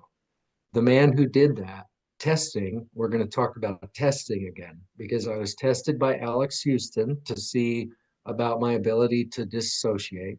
And then I was tested by Cheney to see if I could be used in Pentagon level. This is stuff that they do not want anyone to ever know about, and that they need to know that the people that are doing it are going to do what they say, when they say, how they say. And so I was working for an individual who was my girlfriend's father. He was a U.S. Army veteran, Mr. Hales, and he was a bad man. Ariane was abused. She was being put through some kind uh, of programming. I can remember being made to film porn with her. I can remember being taken to different facilities with her. Um, oh, what is it called? I forget. But Fort Boise, I want to say, old Fort Boise, or and then it was the Boise State Penitentiary. It's like this museum. They're in Boise, Idaho, and they have facilities there where the public's not allowed to go, but they're doing Monarch programming there. And I can remember being taken there with Ariane and being made to go through programming together. And so her father was not a good man. And her father, I worked for him he owned a furniture store and we were doing furniture delivery. And I couldn't remember any of my past when I was young. And so, Mr. Hales says, we're going to go do this delivery at the Monkey Bar. It was a business called the Monkey Bar there in Nampa. And it was this scabby bar where they had live monkeys in the bar as a gimmick. And so, yeah, it was right on the south side of the railroad tracks. Yeah, really scabby place. The Real the Bloods and monkey. the That's Crips were big nuts. in. Yeah, real monkeys. Yeah. And so, but you know, Real Monkeys, that worked as a cover, Gabby, to cover the human trafficking that occurred through the monkey bar. Because I was taken there by Mr. Hales and this other guy who I had worked with all summer. He was a furniture mover, and we went to go pick up a piece of furniture that Mr. Hales said needed repaired. So we jump in the van, and this was, I can't think of another time when Mr. Hales rode with us to go pick anything up or deliver anything. And so he comes with us, which was odd to me. And we go to the monkey bar, we park, we walk around, and we go inside. Well, I was a mind slave. And so everything to me was literal. We get to the front door, and there's a sign on the front door, and it says, no one under 18 can enter. Right. So I'm standing there and I'm like, no, I can't go in. I'm not old enough. And I think that part of me was trying to protect myself. Like part of me inside understood and wanted a way out, but it's difficult to explain. And so I went inside. Basically, the bottom line is I was taken back into the office where I was told I was going to meet the owner and we were going to get this piece of furniture. Well, it wasn't the owner, it was a man named Dick Cheney. Dick Cheney is a man involved with politics over here in the United States. He was the vice president of Bush. And Dick Cheney, he's a bad man. He is a very bad man. We went in there and he was sitting at a desk and he was wearing this weird mullet wig thing. And he still had his glasses on, but he had on this weird country, almost like some kind of weird apocalyptic, like country western. I don't even know how to describe it. The man is such a dork, just a dork. And so Yeah. he's dressed up in this stupid looking outfit that looks like he should be a hillbilly living out in the desert. And he's the one who tested me for being getting my Pentagon level black operations clearance. And what he did was he stood up. He was doing some kind of paperwork. It was always military based when I was dealing with these people, these CIA people. It was stand at attention, and even that was a trigger. Stand at attention. You knew exactly what to do when you were told to stand at attention. You stood very straight and you did not say a word and you looked forward and you did not move. And so I stood at attention and Mr. Cheney checked my scars. He checked the scars on my wrists. I have scars on my wrists, which are the brandings that Senator Byrd gave to me. I have two dots on my left wrist, which were given to me by Byrd. They're on my lower forearm right here at my wrist, and there are two dots, and those two dots represent US. If you see on military uniforms, you'll see US, and there's U dot S dot. It is Yeah. an yes, it's an indication that I am US government property. Property. So Oh, that's I'm horrific. property. Yeah, I was sold as a slave. And so I was branded as such. I was branded as US government property. And so Cheney had to find these scars on me in order to verify I was who I was, because no one trusts anyone in this stuff. Not even Yeah. these guys working with each other. They don't trust each other. There's no trust there. And there's a scar on my right wrist where Senator Byrd, when he had bought me back in 93, he had stuck a nail through my wrist. And Wow. so he had to find that one. And that was to indicate that I would disassociate. So he took a nail and he just shoved it right through my wrist, and I dissociated when he did that. That was back in 93. I met him outside of Nashville, Tennessee at some kind of memorial park when he gave me the branding scars on my left wrist and stuck the nail through my right wrist. Wow. And so he found those scars, and then he looked at the scar on my chest where my uncle had stuck a knife into me and made me memorize a message for Charlie Pride and Senator Byrd. He found those scars. He understood I was who they said I was. And then they brought a girl in from my high school, and she was being held at the monkey bar. And it's really hard working through these memories. There's a lot of trauma there. Everything's really muddled. And so I tried really hard to work through it. But they brought in this girl, and she was made to get on her knees, and I was made to shoot her, Gabby. I was Mm. made to shoot her right through the head. They waited until a train was coming. There was a train because the Oh, monkey bar is located right on the south side of the track. mm. Train was coming, it covered the sound, and I was made to kill her. And as I can remember, this is a girl that I would have wanted to have married. And No, she was from my high school, and she was from the LDS community. so sad. And So sad. yeah, it's Yeah. The things that a they've done, horrible thing. so evil. Yeah, they're very evil. And that's the depth of the evil that they'll go through. Mm. And Cheney, my father would later tell me that they had to put me through the test that year because Cheney was going to go work for Halliburton.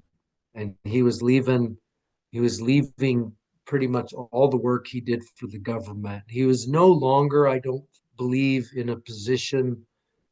What was he? He was something, I forget. And someone else took over, and that individual was not in the network, and they couldn't trust him. And so Cheney did the testing for Pentagon level black ops to mind slaves, and then Cheney was leaving, and no one would be there to do the testing, and so they had to push me through when I was 17, and Wow. so they pushed me through it, and then I was just hypnotized and electrocuted, hit with a stun gun, and then and then we were taken out of the bar, and we walked around the front of the bar, and my grandfather was there. I don't know if I mentioned that, but my grandpa was there. He's the one who brought the weapon that I was to use for this. Yeah, Cheney looked at him and said, "Give me the gun." My grandpa used to carry a 1911, a Colt, a 45 caliber pistol. And so they gave me that to use. And so my grandpa was there. And when I was taken outside to go pick up the piece of furniture that we were there to get, because they followed through with everything, so that all I would remember is going there and moving a piece of furniture that day. Oh, the cover And story.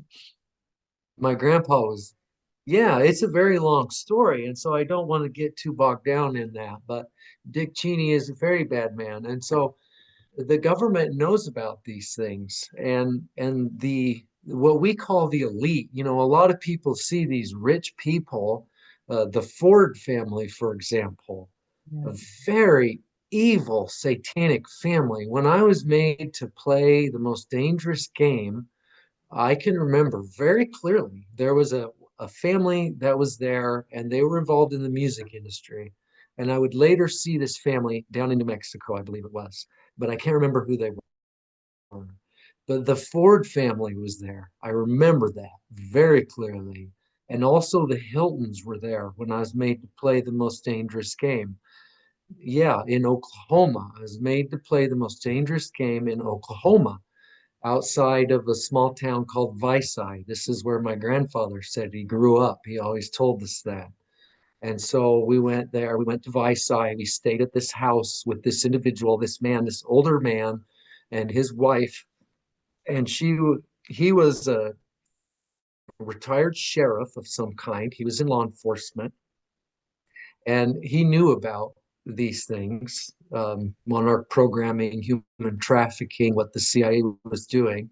And they took us one morning. This individual, his name was Robert. His name was Robert Strong, and he was a piece of human garbage. Took us out to this place to play what they call the most dangerous game. And that's where we were stripped naked on an estate. The estate, I will add, Gabby, was owned by a United States senator. I do not know who the senator was. He was not there, but they used his estate. They will often use estates, either elite family estates, politician estates. This was a politician's estate. And we were stripped naked, and we were made to run, and we were made to run like hell. And they chased after us with dogs and helicopters, and there was no getting away from them. And they finally found us. But the Ford family was there at this event. This is where they had brought the van load of orphans as basically cannon fodder, and that family from the musical industry, as well as the Hilton girls, Nikki and Paris. And so this was the first time I can remember meeting Nikki and Paris, was in Oklahoma at the Most Dangerous Game. And when the game first started, we were sent out in different groups. It was, I can remember the kid from the Ford family going, and he ran, and he was made to run across the grass naked into the trees. And then I can remember the Hilton girls running, and they were made to run naked. We were all stripped naked, and they were made to run and head for the trees. And then my cousin and I were both there, and we were made to run in the game, and we were made to run. And I can remember them telling me to run, and we started running. And as I was going over the grass, I saw the Hilton girls. I didn't know who they were. I really didn't care. I was in a dissociated state. I was naked. I was being told to run by people with dogs and guns and helicopters. And I will add, there were military personnel there. This is something that the government is heavily involved with, that the government is funding. These people are funding these events and sponsoring them and providing security for them. And I was running across the grass. My cousin was behind me. I was older and I was moving. And I came up on the Hilton girls because Nikki had sprained her ankle. And I saw them over there and I was like, oh no, they're in a bad way. Like they need to run. They have got to keep moving. And so I started to go towards them to help them. Well, then someone started shooting at me. I heard shots and bullets going over my head. And I turned around and my cousin was coming up behind me. And I can just remember my little cousin running naked and screaming, just screaming, run, run, and waving his hand. And I just, I just turned and I just ran, and we ran into the trees, and it was a horrible thing. And we hid in those trees, and you could hear gunshots, you could hear dogs, you could hear the helicopters, and they stayed away for a long time, but they finally caught up with us, and we ended up out there in the woods. It was this woody area, and there were like watery bog kind of areas where there was water. It was dense trees, and we came across a young girl out there, and she was hiding under a tree and she was crying. And we were like, what are you doing? You can't just stay here, you know? And so we said, come with us. And it was one of the orphan girls. And so she came with us, and we ended up hiding and running, and they finally caught us. We were hiding in some water. We had hidden in some reeds, in some water, and used reeds to breathe. My cousin was young, but he was pretty crafty, and he was like, let's use these reeds and get in the water. It'll help to hide our scent, you know. And so we all three got in the water and we hid, and they found us, you know. They found us with the helicopters and the dogs. And when they found us, Gabby, they're so awful, you know. They do the most awful things imaginable, and they killed that little girl that was there with us. They just shot her. I can remember my grandpa. He was in the helicopter above us, and he was talking to Bob Strong, Robert Strong, and he told Robert to shoot her. And so he shot her, and then they drug us out of the water and drug us through the trees, and then they raped us, and they made the dog that they had rape us. They had these hunting dogs. See, we'd been told that we were going to go coon hunting. That's what me and my cousin had been told we were going to go do, is go coon hunting. And so this is what their idea of coon hunting is. And then finally it all ended, and we were made to shower. There was an outdoor shower at the house, and they showered us, and then they hypnotized us and hit us with stun guns and threw us back in the truck and drove us away like nothing had happened. And then I can remember a lot of things. Yeah, that's the cruelty and the depth, yeah, that they'll go to. I'm so sorry So that you experienced all that. Like, it's just so evil, the things that they do. I was just going to say as well, I didn't want to interrupt you. but it's getting really dark there. Do you need to put a light on? I think the sun's set at your end. I'm okay You're okay? right now. That's fine. Yeah. Yeah, as long as you can see me, I that's can fine. see you. Hold I on, was let me just get a like, I light don't want on you to you. be struggling in the dark. That's a little better.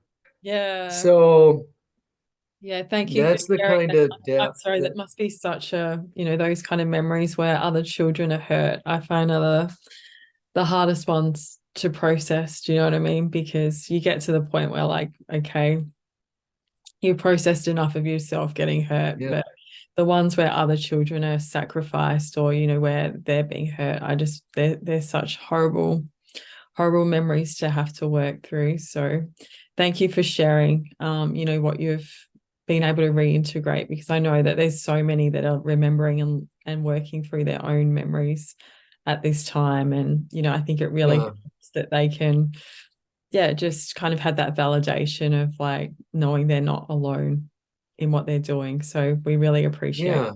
Well, and it's important to face those memories. My family, my siblings, they aren't ready to face it. Yeah, You know, they've lived through a lot of things. I know they have because I was there for some of it, but they're afraid to face. exactly. My older brother, back in 2017, when I tried to talk to him, he said he couldn't remember his past and he didn't want to. He wanted nothing to do with it. Totally. And I think And that's where it's at with for for some me, as well. So for so often, like, our families won't want yeah, to, you, and they're broken as well. They've been through so much trauma and dissociation. Like, not everyone probably has the emotional resources to face this kind of shock and move through it as you are, JR, as well. So it's tough. yeah, it is difficult. But so that's some of the things that I've lived through. They selected me for Pentagon level black ops. And so everything I've described up until now, you know, those were all things getting me. That's like you can imagine, you know, a lot of people have seen all these stupid movies about, you know, sleeper assassins and all this other monkey horse shit. And that's what they were raising me to do. And so they put me through all this so that I could be used in assassinations. And and I was. I would later be used, you know, that's all the buildup to what they used me for. I can remember being used in Japan, where I was taken and I was involved with the murder of a man named Masaru Takumi. He was the second in charge of this huge yakuza. The yakuza are what they call the gangs there in Japan, Thanks. Yeah. and he was second in command. And I don't know if I killed Masaru or if I killed this other guy who was a dentist, because later my uncle would tell me when the experience in Japan happened, my uncle told me, you killed Masaru Takumi. And everyone thought that I did, everyone there in Japan that I interacted with, because we had Japanese people on our team as well, working on getting us out of the country. And I thought I had, but later when I was being used to take out another target, my uncle mocked me when I told him, you know, oh, I remember being in Japan. Because my uncle, it was weird. He would think that I would just remember these things sometimes. And he would make fun of me, like, oh, you can't remember being in Japan? Like, what are you talking about? And then it would start to come back to me. He would know the cues and the triggers to bring Yeah. me back to where he wanted me. But it was a process, you know, you don't just all of a sudden, like, Just grab all it. of a sudden remember everything unless it's extreme trauma. There's was times during extreme trauma where, yeah, it came back to me like a slap in the face. And so I was used for various government operations. But I want to go back before I lose you, Gabby. We've been talking a long time, and I want to mention that the Mormon Church is heavily involved with this as well. We Yeah. briefed on that just a little bit, but my family is very connected to the hierarchy of the church, and I was used for a presentation for the Mormon prophet Gordon B. Hinckley when he first became the prophet of the church back in 1995. It was spring break 1995, and a friend of mine and I were taken to Haley, Idaho.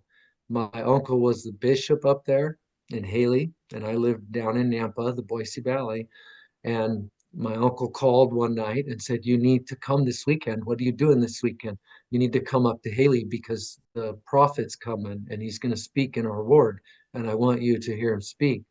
And so we went up there and uh, we listened to sacrament. We watched the prophet speak, the prophet. We watched the president speak of the church, Mr. Hinckley. He gave this short little pathetic talk. It was all very strange because we sat down in church and I had expected like this huge moment, like, oh, this is the man, like, this is the prophet. He's going to come in and he's going to give this talk that is going to be so profound. How could he not? He's a man of God. He's the prophet of the church. And he came in and he gave this really lame talk. And he came in through the side door and he Yeah. came in late, you know, and surrounded by these bodyguards, this entourage of security. And then he left after he gave his talk. And the whole time when he came in, he went up and sat right next to my uncle Gail Pulley, my handler. And they sat there and they talked and they talked. And I can remember at one point my uncle winking at me from up on stage or up on the thing where he was sitting with Hinckley. And I was like, did he wink at me like that? Why would he do that? What is going on? And in a part of my mind, I knew something was going on, but I didn't understand what was going Mm. on. And so uh, we ended up doing a presentation for Hinckley on the project, on the trauma-based mind control program. Hinckley wanted to know what the CIA was doing with the children from this generationally satanic incestual family bloodlines that the church was finding for them, because the church is deeply in bed with the CIA. You have the genealogy project that the Mormons are so big into. Well, the main purpose of that, if you ask me, is to find these satanic family bloodlines. And then once you found them, So, they offer them to the Central Intelligence Agency to get them involved in the program. And so the church is in bed with the CIA. These people wow. all work together. So Hinckley wanted to see what the CIA was doing with these kids. And so we ended up going back to my uncle's house and we did a presentation for Hinckley on what the project was all about. We demonstrated Wow. torture, we demonstrated the switching of personalities and homosexuality. Hinckley sat there and he watched me perform oral sex on one of my friends who was also a mind slave.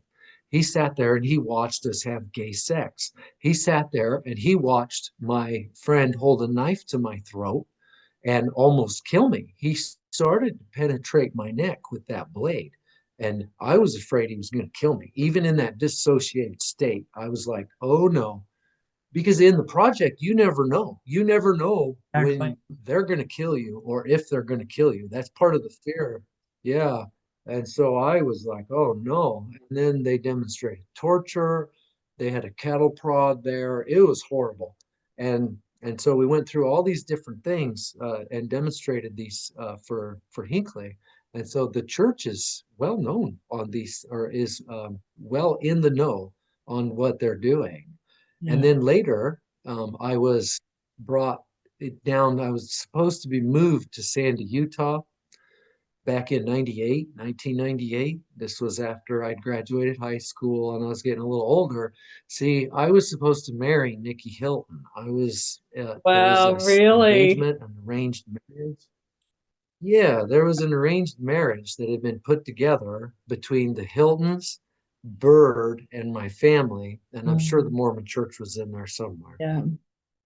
But they had arranged for me to marry Nikki because her mom, Nikki's mom, was really impressed by the fact that I had tried to help the girls in the most dangerous game. And she thought it was a sign from the stars that I was to be her protector and I should be her soulmate and that we were to be together. And so there was an Wow. arranged marriage that was put together. And so back in That's 98, nuts. Just yeah, the that's end of just nuts in summer, itself, isn't it? Like that her mum knew that she was in that hunting. yeah, Game. Oh, it's just a inverted world. yeah, yeah. It's a small world. Yeah, Mm, yeah, it's a very small. And so I was engaged to her, and I was being moved down to Sandy, Utah, which is right there by Salt Lake City. And I was being put into what they called an internship position in the church, and I was supposed to be working right under Hinckley and Monson, and working with Airing. And so I had a meeting with Monson. Hinckley was supposed to be there, but he couldn't make it for some reason, and so I had to meet with Monson. People can read about all this under my journal memory, The Left Hand Path, and that's a memory that is the one memory that I am trying to that I have finally gained a lot of clarity on, wow. because and it's little stuff, Gabby. It's little stuff like, It well, where did takes we go? What time. building? Yeah. Yeah. Yeah. And so the network is strong and it's very vast and they're all connected. And the CIA and the satanic elite, I would say that the satanic elite use the CIA as an arm of their will. The satanic elite own the United States government. The satanic Yeah. elite own the CIA. The Yeah. CIA work for the satanic elite. If you were a restaurant, who's buying the most of your burgers? Is it the university that spends, 20,000 a week buying food from you to cater? Is that who you care about the most? Or is it the one person that comes in to buy a meal once a week? Mm, It's the university. It's the same with the satanic elite and the CIA. The CIA get all their money from the satanic elite through the government. They are an arm, but it's very complicated because the CIA uses the satanic elite as well for mm. various things. We would use different houses as safe houses, houses that were from elite families. They would use their home, But and it's those yeah, people, yeah. yeah, and so it went full circle. It's not. Yeah, No. It's mind-boggling just thinking how vast, this mind control project is. And it's not like we've been talking about your history of America, but it's all over the world. And they mhm, all intermesh and all, work with each other and leverage off each other. And at the same time, are very competitive and, want to take power from each other as well. It's just such a hidden world. But yeah, yeah, thank you so yeah, much for just sharing, some of your story. It's been quite incredible. And I know you were going to finish up on just yeah, ideas about like what we can all do, because I know sometimes it can be heavy listening to these testimonies for people, and it's so needed as well. Like we need to have yeah, the truth, but I know that JR is very much like me. Like, we do this to expose the darkness, to bring the truth out, and to give people hope. So yeah, I would love to ask you, as a survivor that's been remembering and working through the healing process now for like a number of years, like what do you see as what we can all do, like both as survivors and as just communities of support, like people that know this is actually happening. What can we do against yeah, these vast projects as individuals? yeah. I think that the most important thing is healing. Yeah. That's something that I get from actually when I first started to remember, I was very frustrated, and I'm still frustrated. And I've tried very hard to contact lots of officials, government employees, government agencies, and say, what can we do about this? But in the end, it's a network of people trafficking people as slaves. If those slaves can break free, then Amen. you don't have a network. You don't have a slave base. And so that's a joy for me, is seeing people break free. Yeah. Part of that breaking free is things like this conversation right here. And I hope that I've been clear and concise in our dialogue. I, Amazing. I really I really want people to understand that the way to end it, the way to end all of this is through a raising of awareness and Mhm. an elevation of human consciousness in even being able to be empathetic and understand that things are not always the way that you perceive them to be. And you have to be open minded enough to learn and to grow and to hear, because there's a lot of survivors out there. I get emails all the time from folks, and I'm overwhelmed by it. I'm like, I wish I could help everyone, but it's so hard for me to. Some folks don't hear back from me for months because I just don't have time, and I feel bad about it. But there's a lot of people out there who are waking up, and this is top secret. What we've just talked about is highly classified and top secret. And we just broke that, Gabby. We Amen. just broke that. Now it's not top secret. Do you know what I'm saying? It's no longer classified. We just talked about it. And so they can't hide it.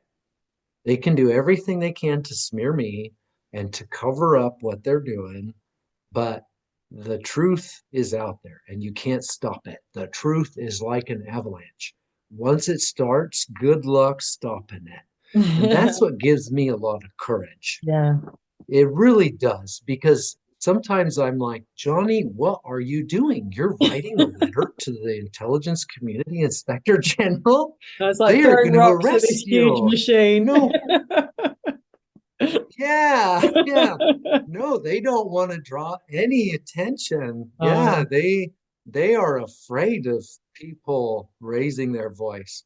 They are afraid because once we start doing these things, then that cycle is broken and those people are freed. I often pray, Gabby. I pray. I'm a prayer. me I've too. been dead. I've been to the other side. Yeah. Yeah, I did not meet God as people perceive it, and that there's this white dude with a beard that's like, oh, come give me a big hug and all that. I had passed away and I went to the most beautiful place, but you can't put fear into those people. Yeah. They can't control us. We can control this. And so I would pray I pray often that the spell on the minds of humanity will be broken, because it is a spell. It's a powerful, evil, dark, satanic spell over people's minds. And the only way to break it is to talk. Mm, So I would say to everyone out there who's a survivor, don't be afraid of your memories. You've lived through them once. yeah. You can face them. You faced them once. Do it again, understand it, and you can move on from it. You know, these things we've talked about, when I first talked about these things with other people, Gabby, it was more painful. Of It, course. it gets easier. Yeah. It's still painful. It's still pain. I will have a hard time getting through my night tonight, I know. but it Mm, gets easier. yeah. Yeah, it The gets healing. easier. And so the only way to do it is to break the spell. And people have to even understand that there is a spell in order to break it. So I pray that everyone can break the spell and everyone can have the courage to do so. So there is hope out there. If we can all individually break the spell, we can break it together. So Amen. I love that, that's JR. what I, yeah, And you know what, for yeah. So survivors, thank you, Gabby, really, for, yeah, oh, it's been a pleasure having you. And, I think for survivors to see your story and hear about your healing and how you've reintegrated and being able to remember and process all this. And now that you're speaking out, you've got a website, you're raising awareness and you're not afraid. You're out there, sharing the truth and really letting that spirit of truth bring light to what was dark and really expose it. That's encouraging so many others. And I think for each survivor that gets free, it shows other survivors you can get out.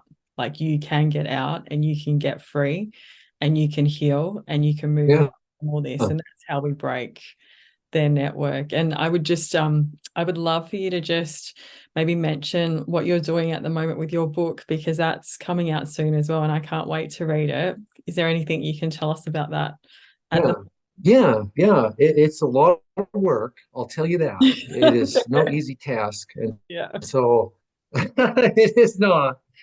Yeah, when I first started doing it, I had no idea. I was like, oh, in a year I'll have this done. Well, it's been several years and I'm almost done. Now my book is available. It's available pretty much most all of my journaled memories that are in the book I'm going to publish are available for free. They're available online and people can go and read it at my website, mormonmonarch.com, and they just go to the journal memories tab and they can read all of it, and that's available there because I feel like it's really important that this information is free and it is available to anyone who has a mind that is free enough to learn. And so I have provided that. But if they want to, some people like a book. I like a hard copy myself. And so I've been working on it. I have a rough draft here I can show you. And Yeah. so this is my book. It's no, it's coming along. The thing's like Amazing. so big though. Yeah, it is such a daunting task. And so that's the first edition, and I plan on having it published here in about 4 weeks or so. I've been working through the left-hand path, just some of the minor details on the places I went to and when in my time in Salt Lake. And so I have that finally ironed out, but I'm in the 21-day waiting period. When you're journaling these things, you're supposed to journal it out and then wait 21 or more days. Some journaling I put away, I might not see it again for months. And so I'm waiting patiently though to just let my mind settle on it, make sure I'm correct on what I'm remembering. And then here in about a month or so, I should be publishing it and it'll be available on my website. So Amazing. Well, yeah. And congratulations on then that huge effort. That's a massive, achievement, just bringing it all together and creating something that is going to be such an incredible resource for survivors, but also for just our communities to actually learn about what's been happening around us that has been hidden for so long. So well done. yeah, yeah, thank you. Thank you. Yeah, it's a lot of work, but I feel like it's worth it. And a website can be lost. I mean, Yeah. the feds could shut it down when they get a desire to do so. They haven't done it yet, which I'm grateful for, but I don't know that they will always let me have that. And so if I can get a book published, it's out there. Good luck rounding all those up.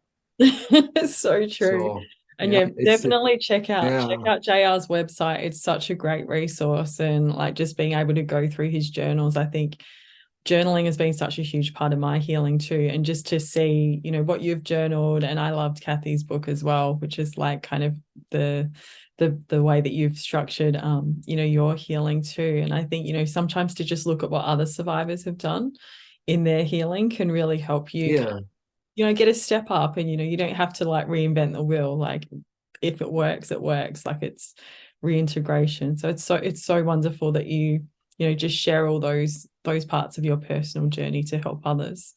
So yeah, thank you so much for your time today and for sharing. Is there any last message you have for survivors just as we finish up today?